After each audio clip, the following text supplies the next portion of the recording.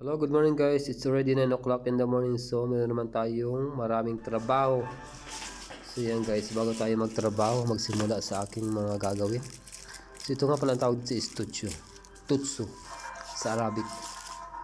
So ito is pampaalis ng mga mabahong amoy sa bahay guys. Ano lang siya, para siyang katol. Mala style katol siya pero mabango siya guys. So ito yung nilalagay ko sa bawat sulok ng aming bahay para hindi po bumaho yung bahay kasi meron pa akong mga alagang aso. So yun yung ginagamit ko dito sa bahay. And ganun din sa aming shop sa tindahan ng mga manok namin para hindi bumaho, hindi maamoy yung manok.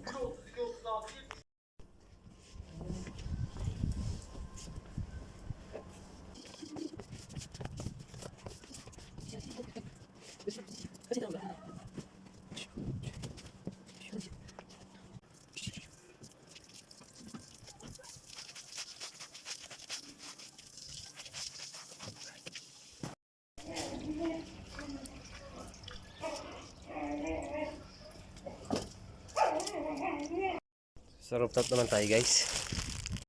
Dito na ako sa rooftop. Kaya ako naglaban ng yung tawag doon, floor map. Ang daming pupo. Kasi ang ganda ng ano ngayon guys. Oh. Ganda ng sikat ng araw. Yan. Sumag. Tatagal muna ako ng pupo. Ang dami kasing pupo. Grabe oh. Sandamukal talaga oh.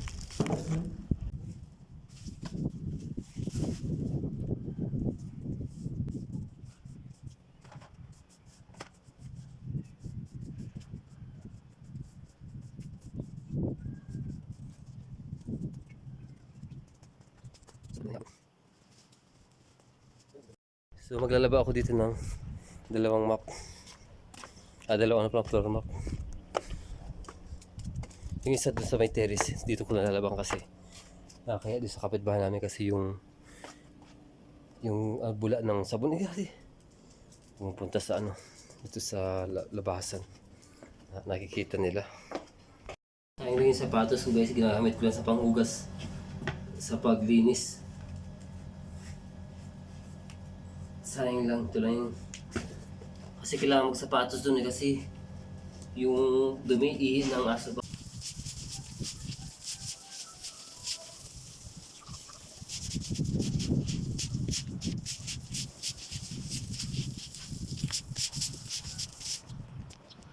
Tapos ko na nalinis yung ano, yung floor. So magaling naman tayo.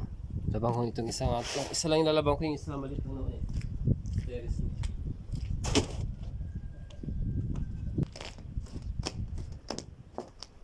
Maliit lang naman siya. Pili lang kaliit.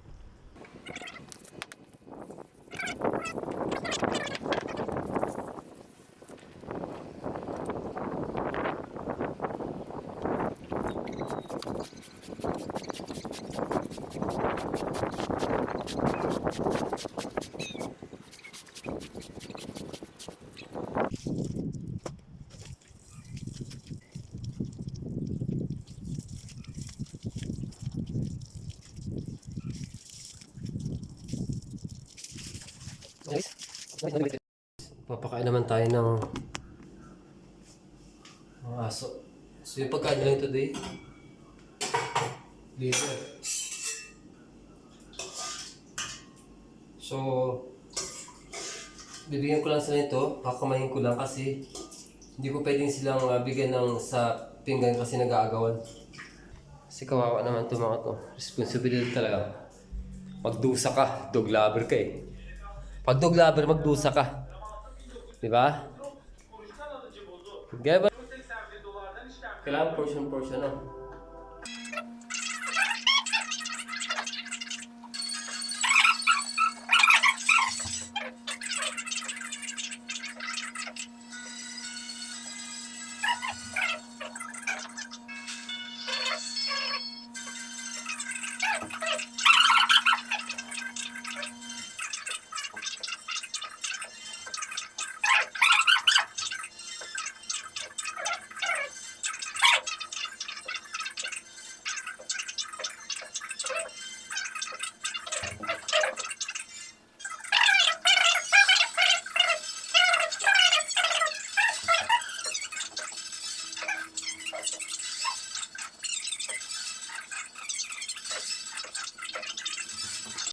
Okay na, yung mga papi naman ang bibigyan natin.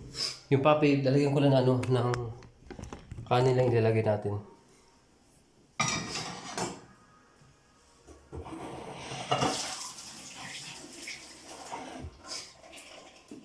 So kanin, ito po kanin dito eh.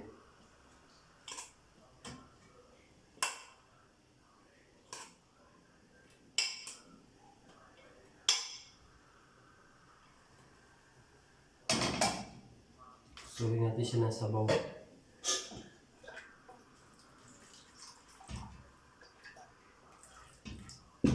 Yan.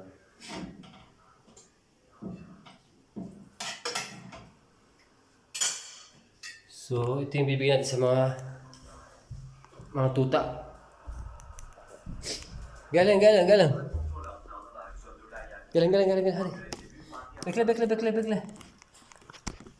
Bekle. Oh, gagal boleh. Oh, hari. Gagal.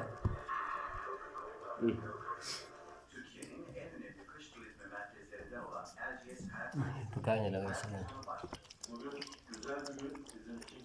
Koko ba da koko?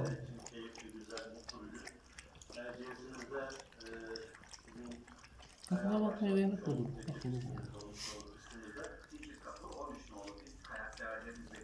Yan guys, yan. So mas gusto nila to. Yung sabaw ng manok sa kasabaw ng liver. So yan guys, tapos ang aking trabaho dito sa pagpapakain. So ano naman tayo, maglaba. Pero washing machine naman ang gamit ko guys. So laba naman tayo.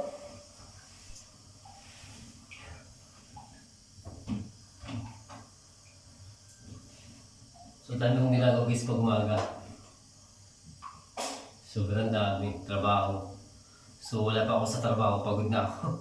Pero sa trabaho naman, ano naman easy naman yung trabaho. Dahil naman yung trabaho ko sa shop namin. Yun guys. Ito kasi dito guys, kailangan talaga mainit yung tubig kasi para maalis talaga yung baho saka yung dumi ng ng mga lalaban. So ito, yan is connected din dito. Dito yan. Dumadaan dito yung yung mainit na tubig. So lagyan natin sa 60 degrees. Yan, 60 degrees. So 44 minutes. Yan. Yan, take na tubig. Kasi yung pinakang motor ng ng tubig sa baba, minsan automatic na nagpapatay. Pag namamatay yung na-off yung motor, hindi rin dumadali yung mga mainit na tubig. So yan, dumali siya. Ibig sabihin nag-work yung yung motor sa baba. Yan. Mainit na tubig yung dumadali. So yun guys. So, habang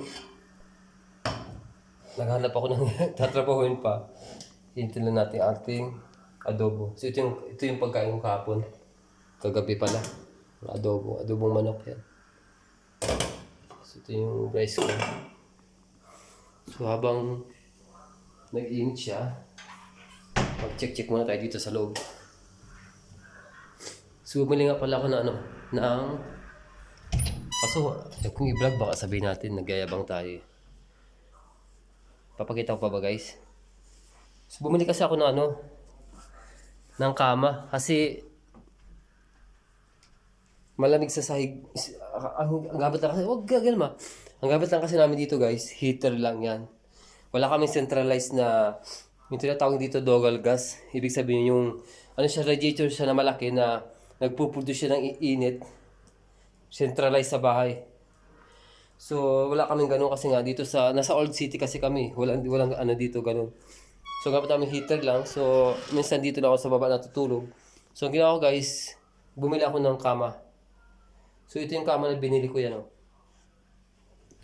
Hulugan lang siya, installment. Kasi mahirap kasi guys magkasakit kapag magkasakit ka dito guys kasi sobrang lamig. Kailangan talaga mag-ingat. So ginawa ko kahit mahal guys, bumili ako ng kama. So yung kama na yun, hulugan siya.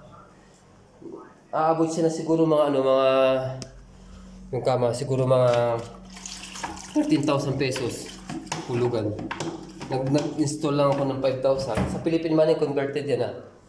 Hindi ko alam kung mura dito o mura sa Pilipinas. Pero pang alam ko, mas mura sa Turkey kaysa sa Pilipinas. Sa Pilipinas mga ano eh, gawa sa ibang bansa. Bihira lang yung ano, yung gawa sa Pilipinas kasi mga hindi magandang klase. So yun guys.